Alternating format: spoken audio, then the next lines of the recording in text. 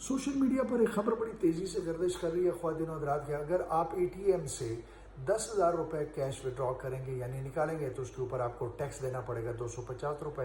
اگر آپ 50,000 روپے نکالتے ہیں تو اس کے اوپر آپ کو ٹیکس دینا پڑے گا 600 روپے, اور اگر آپ 1,00,000 روپے نکالتے ہیں تو اس کے اوپر آپ کو ٹیکس دینا پڑے گا 1,200 روپے. ان خبروں میں کتنی تصدیق ہے یہ میں آپ کو ابھی بتا دیتا ہوں کہ بینکس نے کہا ہے کہ جی ایسی کوئی بات بھی نہیں ہے. بینکس جو ہیں وہ کٹوتی صرف اور صرف اس رسید کی کرتے ہیں کہ جو آپ کو آپشن میں دی جاتی ہے کہ آپ کو رسید چاہیے یا نہیں چاہیے, اور وہ بھی تقریباً 3.5 روپے کٹوتی ہوتی ہے.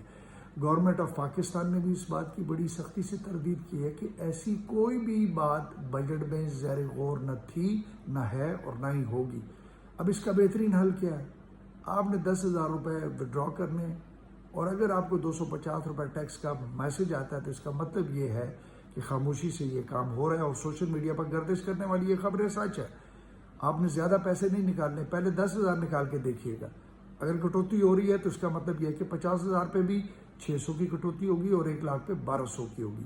یہ آج سے کچھ سال پہلے ہوا تھا, لیکن اس کے بعد جب نئی گورنمنٹ آئی تھی تو انہوں نے اس سلسلے کو بند کر دیا تھا.